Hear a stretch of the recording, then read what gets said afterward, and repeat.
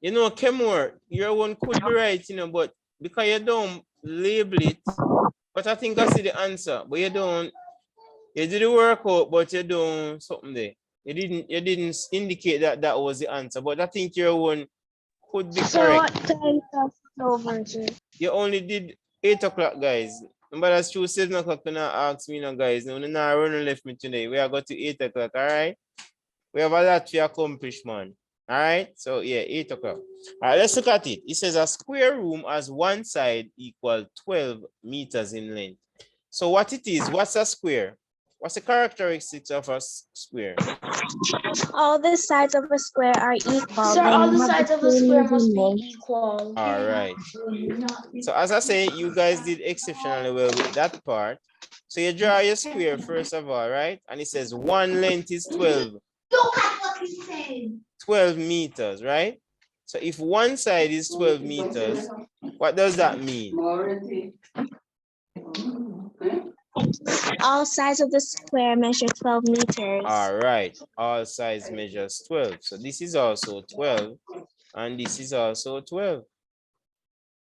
Because if all the sides are equal, we only need one side.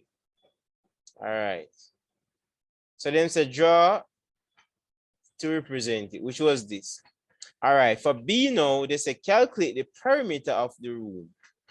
What does perimeter mean? We have done this one up there, so too. What's perimeter? What they want us to do? Find the total distance of the square. Yeah, total distance around the square. Two ways you can do that. Oh, you guys want to do it?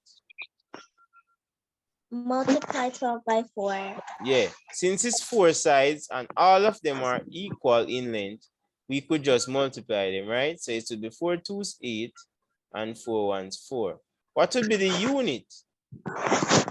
Meters. Meters. Why not square? Because we're not finding area.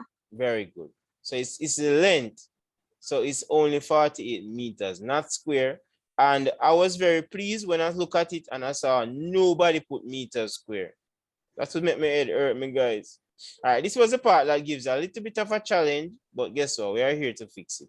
So we complete task B, A, B, and now for C. It says if the room is to be tiled, how many tiles would be needed? Remember, where would tiles normally go in a room? In a room, where would the tiles go? On the floor? Room, sir, on the floor. On the floor, but where would it be? Would we line up the tile around the room? Would you put them inside? Sir, inside of the room. Yes. So that means it wouldn't necessarily mean that it's gonna be 48 tiles, because what it is, we're gonna actually put them on the inside. Now, what I didn't like about the question, they did not tell us that one tile is a 1 meter by 1 meter. They did not give us that information, so we're gonna assume it. So we're gonna assume that the tile is a square, a 1 by 1 square. All right, so it's a 1 by 1 square. So if it's the inside part of it, what you actually find it? It starts with a vowel.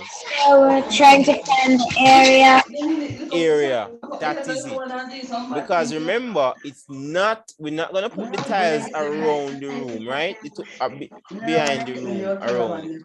We're gonna look at the inside. So if it's 12 by 12, we can have it something like this, right? Sometimes they will give you the grid, but even if they don't give you the grid, we know that if we tile in the room, we're gonna have 12 down and 12 across. So what would be the area of the entire room? How do we calculate the area of a square? Length and Length So we would times. multiply the length by the width. All right, so somebody help me out.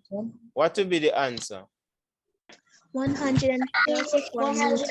144. So it's 12 meters by 12 meters. And that would give us the 144 meters square. So 144. So it would need 144, all right? And that would complete this task. So we can proceed and move to the next task.